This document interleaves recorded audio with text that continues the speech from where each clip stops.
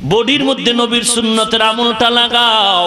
ঘর থেকে বের হয়ে গেছো, ডান পাও আগে দিয়া বিসমিল্লাহ বলে রওনা হও, দোয়া পড়ো। বাথরুমে ঢুকতেছো, বাম পাও দিয়া ঢুকো, দোয়া পড়ো। বের হচ্ছ, ডান পাও দিয়া বের হও, দোয়া পড়ো। মসজিদে ঢুকতেছো, ডান পাও দিয়া ঢুকো, এরপরে দোয়া পড়ো, দোয়ার সাথে দরুদ পড়ো। দরুদ খালি কি জেলাফি দেখলে? অল টাইম দরুদ। এই মিয়া, নবীর দরুদ কম না বেশি? সবাই বলেন। আশেকের রাসূলরা ক নবীর দুরুদ কম না বেশি? একটা মানুষ তিন অবস্থায় থাকে, হয়তো দাঁড়ানো, না হয় বসা, না হয় শোয়া। কথা ঠিক? এর মধ্যে বেশি থাকে শোয়া, বেশি সময় কাটে কি হিসাবে? শোয়া। দ্বিতীয় থাকে বসা, কম টাইম থাকে হাঁটার উপরে, দাঁড়ানোর উপরে। বেশি টাইম শোয়া, বেশি টাইম বসা। তাহলে রসুলের দরুদ যদি শুধু দাঁড়াইয়েই পড়তে হয় তাহলে কম হয়। আমাদের প্রতিষ্ঠা ফখরে বাঙ্গাল মিডিয়া। আলহামদুলিল্লাহিল্লাযী জাআলাশ শামসা ওয়াল কমারা বিহুসবান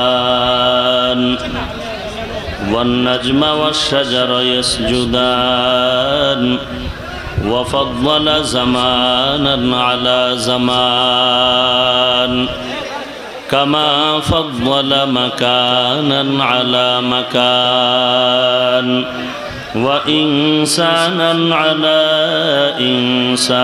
إنسان ونشهد أن لا إله إلا الله وحده لا شريك له لا ضد له ولا ند له ولا مثل له ونشهد أن سيدنا ومولانا محمدا عبده ورسوله الذي بعثه بالحق بشيرا ونذيرا وداعيا إلى الله بإذنه وسراجا منيرا أما بعد فأعوذ بالله من الشيطان الرجيم بسم الله الرحمن الرحيم وأما من خاف مقام ربه ونهى النفس عن الهوى فإن الجنة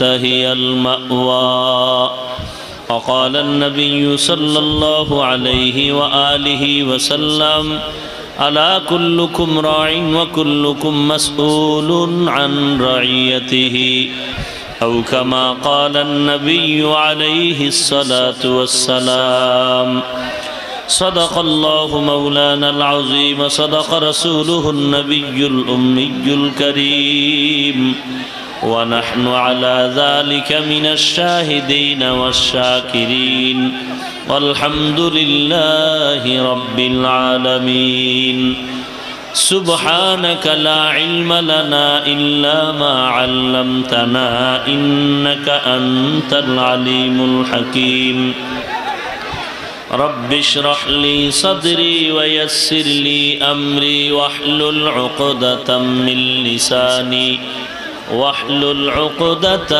من لساني يفقه قولي পত্তন ইউপি ছাত্র ওলামা পরিষদের 10 বছর প্রতি উপলক্ষে ইসলামী মহাসম্মেলন 28শে মার্চ 2019। মোবাইল বন্ধ করেন, এই সাউন্ড বাড়াও।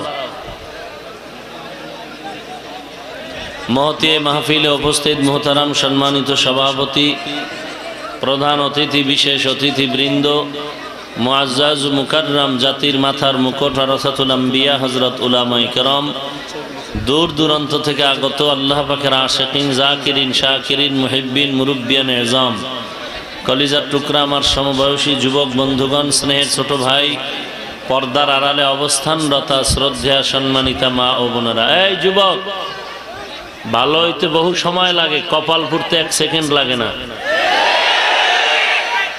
চুপচাপ দাঁড়ায় থাক, নাইলে একটু আওয়াজ দিবি না।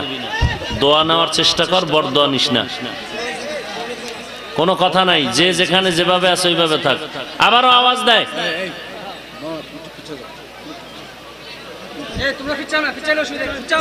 এই মোবাইল বন্ধ করো। আল্লাহ, আমি আপনাদের সামনে সংক্ষিপ্ত কথা বলার জন্য কোরআনে হাকিমের এক আয়াতে কারিমা তিলাওয়াত করেছি। বিশ্ব নবী, শেষ নবী, মহানবী, শ্রেষ্ঠ নবী সাল্লাল্লাহু আলাইহি ওয়া আলিহি ওয়াসাল্লামের অসংখ্য অগণিত অমীয় বাণী পবিত্র হাদিস শরীফের মধ্য থেকে এক হাদিসের অংশ পড়েছে। তেলাওয়াতকৃত আয়াতে কারিমা ও হাদিসে পাকের আলোকে ইখলাস রুহানিয়াতের সমন্বয়ে কিছু কথা আমাকে বলার মতো, আপনাদেরকে শুনবার মতো হিম্মত, ধৈর্য, তৌফিক আল্লাহ পাক দান করুন, আমিন। ওয়া আম্মা মান খাফা মাকাম রাব্বিহি ওয়া নাহান নাফসা আনিল হাওয়া ফাইন্নাল জান্নাতা হিয়াল মাওয়া। আল্লাহ তাআলা বলেন, আল্লাহর দরবারে দাঁড়িয়ে হিসাব দেওয়ার অবস্থাটার ভয় যারা অন্তরে ঢুকায় গুনাহকে ছেড়ে দিবেন, আল্লাহ তার ঠিকানা অত্যন্ত শান্তির জায়গা জান্নাতুল মাওয়া নির্ধারণ করে রেখেছেন। সাউন্ডটা এতবার বলি ঠিক করার জন্য। রাসূল আরবি সাল্লাল্লাহু আলাইহি ওয়া আলিহি ওয়াসাল্লাম ইরশাদ করেন, আলা কুল্লুকুম রাঈন ওয়া কুল্লুকুম মাসউলুন আন রাঈয়াতিহি। হে দুনিয়ার উম্মত, সাবধান, হুঁশিয়ার, তোমরা প্রত্যেকেই দায়িত্বশীল এবং যার যার দায়িত্ব সম্পর্কে আল্লাহর কাছে ওই দিন নির্ধারিত সময়ে জবাব দিতে হবে। এ হলো আয়াত হাদিসের সংক্ষিপ্ত তর্জমা। এবার কিছু অনুবাদ।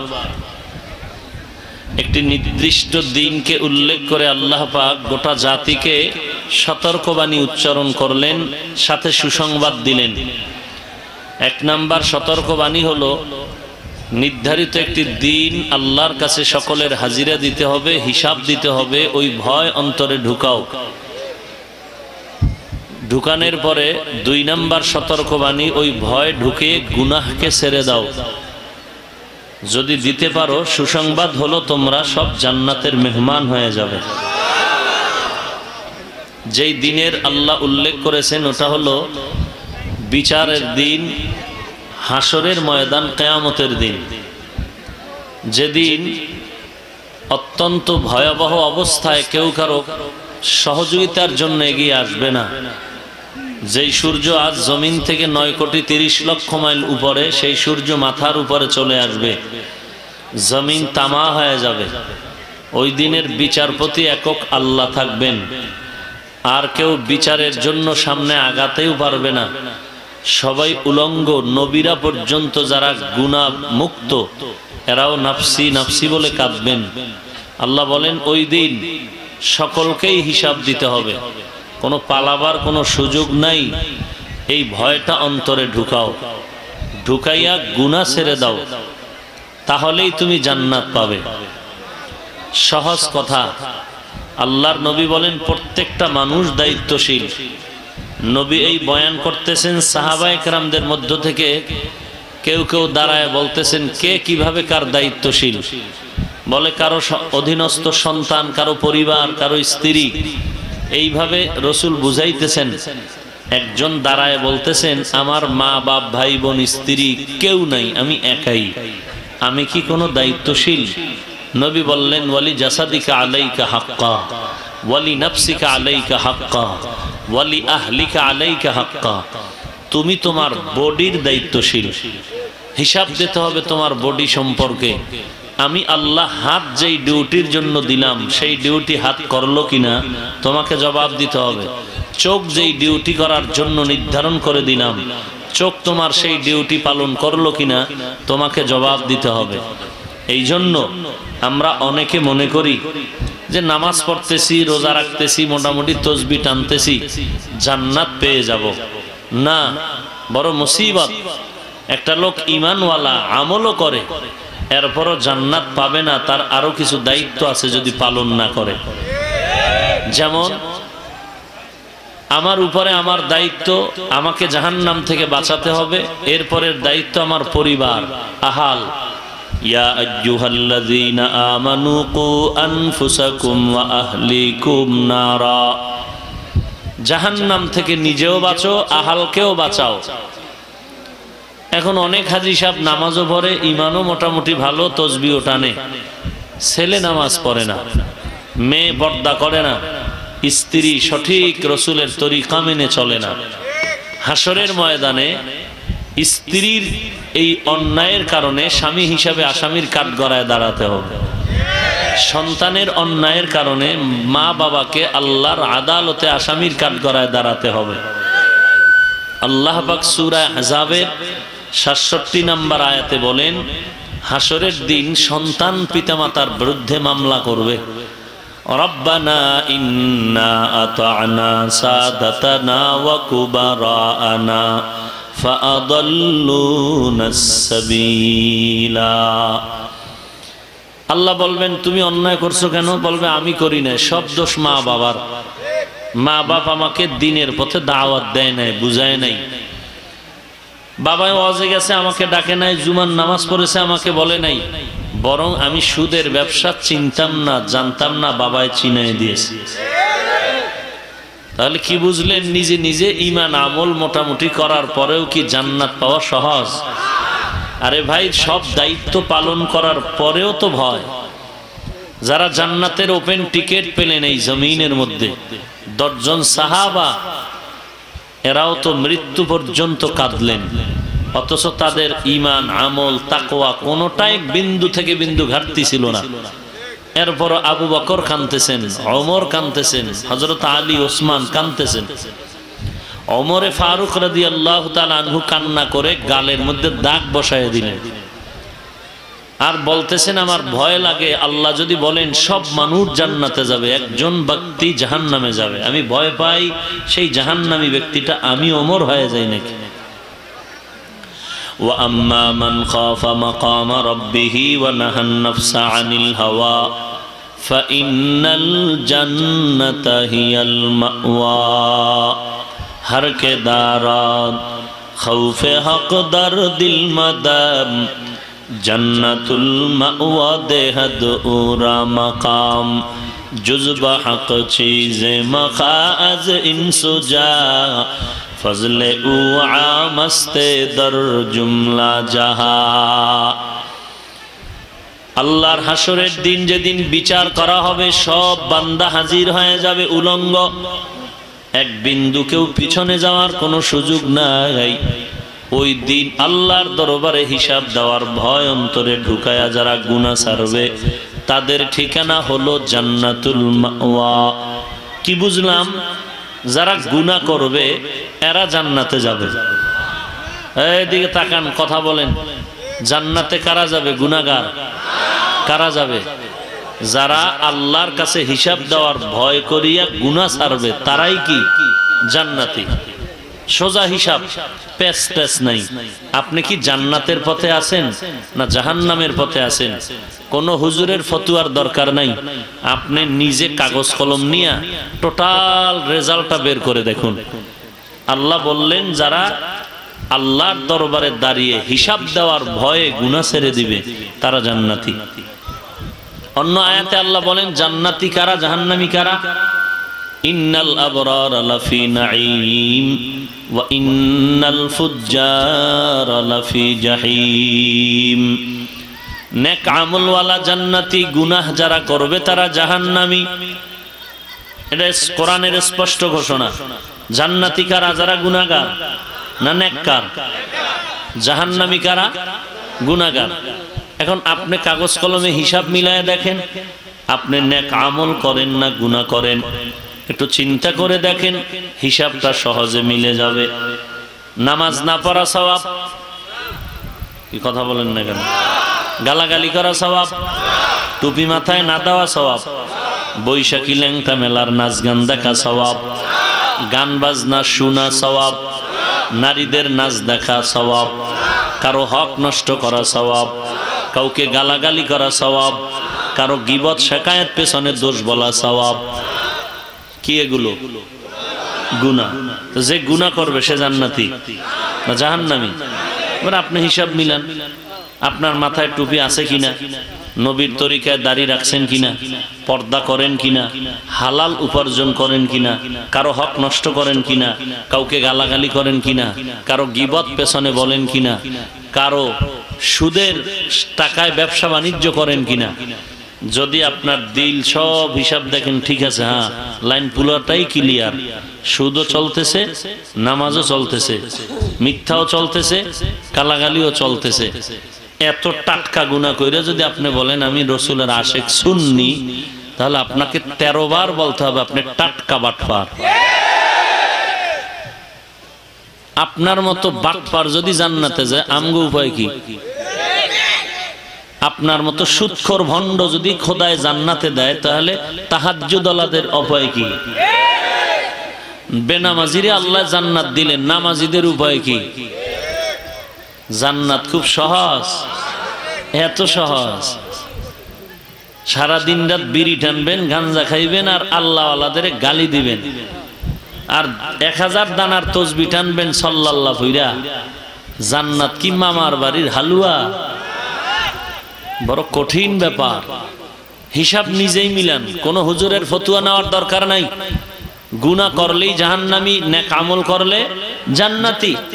এখন আপনি গুনাহ করেন না নেক করেন, নিজে হিসাব মিলান, কোন টুপিওয়ালার ফতোয়া দরকার হবে না, হিসাব ক্লিয়ার হয়ে গেল।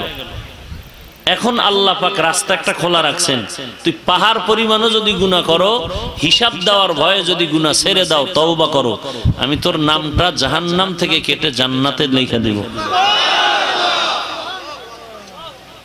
ওই ভয়টা অন্তরে ঢুকাও। আর ওই আযাবের ভয় অন্তরে যদি ঢুকাইতে চাও, যাদের মধ্যে আযাবের ভয় আছে, গুনাহ ছেড়ে সেই ভয়ে, তাদের সাথে সম্পর্ক তৈরি করো। ওয়া আম্মা মান খাফা মাকামা রাব্বিহি ওয়া নাহান নাফসা আনিল হাওয়া ফাইন্নাল জান্নাতা হিয়াল মাওয়া। আল্লাহর দরবারে দাঁড়িয়ে হিসাব দেওয়ার ভয় অন্তরে যখন ঢুকায় বান্দা গুনাহ ছেড়ে দিবে, আল্লাহ বলেন আমি তোমার ঠিকানা জান্নাতুল মাওয়া লিখে দিব। বেহেশত আযাকে আযারে নবাশত, কাছে রাবা কাছে কারে নবাশত। জাহান্নামের আযাবের ভয়। সমস্ত আম্বিয়া কেরামরা কান্না করলেন শুধু আযাবের ভয়, অথচ তাদের কোনো গুনাহ আছে? কোনো গুনাহ? কোন নবীদের গুনাহ আছে? সন্দেহ করলে ঈমানটা চলে যাবে। এরপরে সাহাবায়ে কেরাম মৃত্যু পর্যন্ত শুধু কান্নার আওয়াজ, এরপরে তাবেঈন তাদের কান্নার আওয়াজ। এমন কোন আল্লাহওয়ালা জমিন থেকে বিদায় নেয় নেই যে কান্না করে নাই। কান্না করার একটাই কারণ, তারা নামাজ পড়তে পারে না। ব্যাপারটা এমন না, নামাজও ঠিক ছিল, পর্দাও ঠিক ছিল, তাহাজ্জুদও বাদ নাই, 5 ওয়াক্তের সাথে ইশরাক আওয়াবিন 4 সব ঠিক ছিল। এরপরও কান্নার কি কারণ? আল্লাহর কাছে আমার আমলটা কবুল হইল কিনা তার কোনো গ্যারান্টি নাই। আবু হুরায়রা রাদিয়াল্লাহু তাআলা আনহু বলেন, খলিফাতুল মুসলিমিন, জান্নাতের সুসংবাদ তো আল্লাহ দিয়েছেন, হযরত ওমরকে আপনি কাঁদেন কেন? ওমর বলে, রে আবু হুরায়রা, যে আল্লাহ জান্নাতের গ্যারান্টি কার্ড দিয়েছেন নবীর মাধ্যমে, আল্লাহ যদি বেজার হয়ে যায়, ওই জান্নাতের কথা আবার উড্ড করেও ফেলতে পারেন। এই ভয়ে কান্না করি। আপনার এখানে যারা আছেন, মোটামুটি ঘুমের ঘরে জান্নাতের মোটা গ্যারান্টি পাইছেন তো? কেউ পান নাই। যারা নবীর আশেক, আপনারাও পান নাই। জান্নাতে যাওয়ার মোটামুটি গ্যারান্টি পান নাই। না পাইয়াই এত মাস্তানি। পাইলে তো জমিন উল্টাই দিতেন।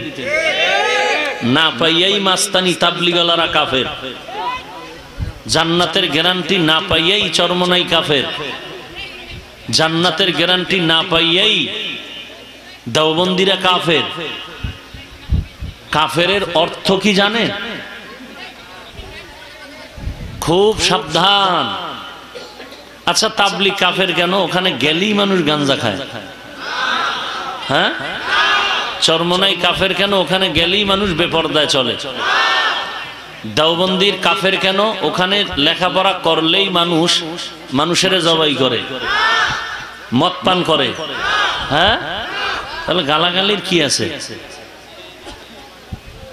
কেন এই দ্বন্দ্ব? আজকে দ্বন্দ্ব হবে, জিহাদ হবে, লড়াই হবে, যুদ্ধ হবে মুসলমানের সাথে আর বেঈমানের সাথে। কিন্তু মুসলমানের সাথে এত দ্বন্দ্ব থাকবে কেন? আপনিও নবীর উম্মত, আমরাও নবীর উম্মত, আপনিও রসুলের আশিক,